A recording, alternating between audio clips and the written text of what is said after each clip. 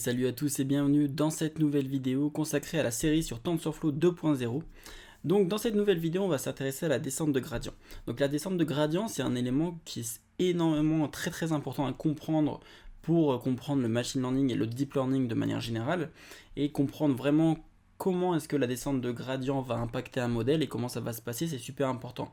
Donc là, dans cette vidéo, je vais vous donner le minimum de concepts que vous avez besoin d'avoir pour comprendre la descente de gradient. Donc ça va être très bref, mais si vous voulez vraiment plus de raisonnement, d'explication sur comment exactement la descente de gradient fonctionne, je vous invite à regarder toute la série que j'ai fait sur le deep learning où je donne mathématiquement exactement comment ça fonctionne la descente de gradient et où je donne beaucoup plus d'explications.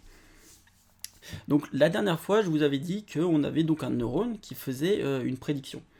Donc ce neurone, la dernière fois on s'était arrêté ici, faisait une prédiction à par exemple 0,5. Alors que l'image qu'on avait dans notre base de données, on avait une image de 8 qui faisait une prédiction à moins 1. Enfin dans notre base de données, on disait que quand il y a une image de 8, on veut que notre neurone ne soit pas activé, donc la valeur associée au 8 dans notre base de données c'est moins 1.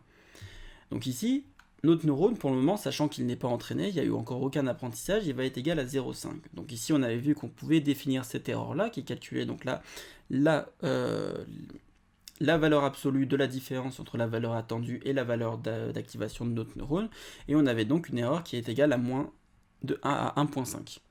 Donc ici, grâce à la descente de gradient, le but de la descente de gradient, ça va être de minimiser cette erreur-là.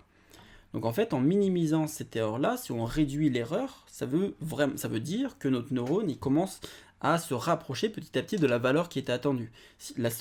Pour minimiser cette erreur-là, sachant qu'on ne peut pas modifier ce 1-là, mais qu'on peut simplement modifier le 0.1 qui est ici, donc la valeur d'activation de notre neurone, pour pouvoir minimiser cette erreur, on peut donc seulement faire en sorte que ce neurone-là, plutôt que d'avoir une valeur d'activation ici qui est à 0,1, qu'il ait une valeur d'activation qui soit beaucoup plus proche de 1. Donc on veut finalement ici augmenter la valeur. Et donc pour augmenter la valeur, on sait, on a vu dans la dernière vidéo, que cette valeur-là, elle résultait de la multiplication de chaque entrée fois les poids qui étaient associés. Et donc l'entrée, sachant qu'elle est dans la dataset, on ne peut pas la changer. On ne peut pas non plus changer la valeur qu'on attend, donc le 1, on ne peut pas non plus le changer. Donc la seule chose qu'on peut changer, c'est cette valeur-là qui dépend des poids. Et donc les poids, c'est donc les variables en fait qui vont devoir être changées, les variables en fait du modèle. Donc ici le modèle est très simple, c'est un seul neurone, mais ce modèle-là est donc constitué de variables qui sont les poids. Et donc c'est ces variables-là qu'il va falloir changer pour faire en sorte que quand on voit cette image-là, eh bien la valeur d'activation soit plus haute. Donc par exemple, si on fait une descente de gradient, et que ça fonctionne, que les variables, donc les poids sont bien modifiés correctement, après une descente de gradient, donc une itération d'optimisation, on va pouvoir réduire l'erreur. Vous voyez qu'on est passé de moins 0,9 à 0,8 et on a pu réduire cette erreur en augmentant la valeur d'activation de notre neurone ici à 0,2. Et donc comment ça marche, cette modification des poids ?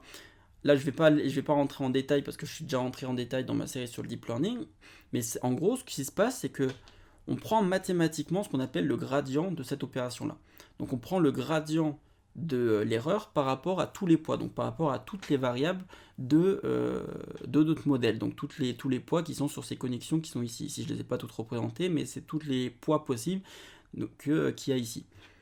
Et donc on prend le gradient, et le gradient, il nous dit dans quelle direction est-ce que tu peux dans quelle direction est-ce qu'il faut modifier chacun des poids dans le but de réduire l'erreur.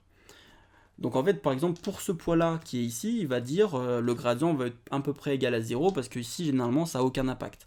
Par contre, ici, sachant que cette valeur est assez grande, enfin le pixel, on considérait ici que les pixels blancs avaient une valeur plus haute que les pixels bleus.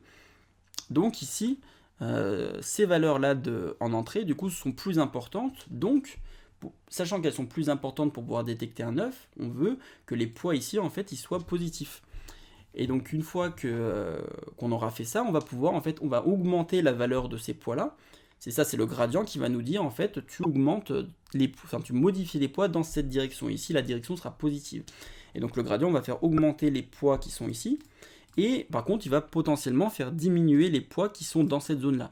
Et en diminuant les poids qui sont dans cette zone-là, finalement, grâce à cet entraînement-là, en modifiant ces variables-là, où chaque variable donc, du modèle, donc chaque poids du modèle va suivre le gradient, on va pouvoir automatiquement, ça va se faire vraiment automatiquement grâce à des librairies comme TensorFlow, on va pouvoir automatiquement faire en sorte ici de maximiser cette prédiction-là, enfin de maximiser la valeur d'activation, ce qui va donc minimiser l'erreur. Et là, on aura fait une descente de gradient.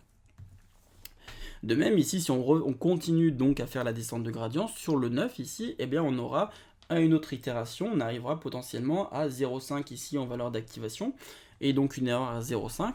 Et si on continue encore, on arrivera donc finalement, comme je l'ai dit, à force d'avoir un apprentissage sur le modèle, potentiellement on arrivera ici à des poids qui sont ici plus ou moins nuls, enfin proches de 0 parce qu'ils ont peu d'importance en général pour détecter un 9. Par contre ici on arrivera à des poids par exemple positifs dans cette zone et des poids négatifs par contre dans cette zone là. Et une fois que ce modèle de ce simple perceptron sera entraîné, on aura donc par exemple une valeur ici de prédiction qui sera quasiment proche de 1, donc par exemple à 0,99, et une erreur qui sera très basse. Donc le but, en gros, pour pouvoir entraîner un modèle de deep learning, donc un réseau de neurones ou un simple neurone, on utilise la méthode de la descente de gradient pour pouvoir, et c'est la méthode de la descente de gradient, elle calcule le gradient qui nous permet de savoir dans quelle direction est-ce qu'on doit modifier nos poids pour savoir s'il faut réduire l'erreur. En gros, en suivant simplement le gradient, on sait dans quelle direction est-ce qu'il faut modifier les poids dans le but de réduire notre erreur qu'il y a ici.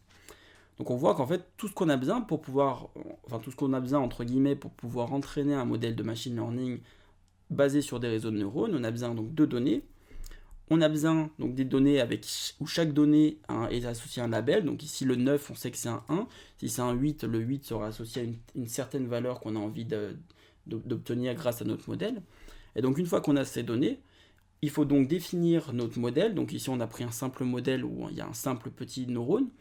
Et ensuite, on définit une erreur, et ensuite, on utilise donc la méthode de la descente de gradient. Et donc ça, généralement, cette méthode-là, on l'utilise directement grâce à un framework tel que TensorFlow et TensorFlow 2.0, comme on le fera dans cette série. Et on peut ainsi entraîner un modèle en faisant de l'apprentissage donc supervisé. Donc voilà, n'hésitez pas à rejoindre donc le Discord maintenant si vous avez des questions sur la descente de gradient, si vous voulez davantage comprendre comment ça fonctionne. Vous allez sur le channel TensorFlow 2.0 et vous posez vos questions.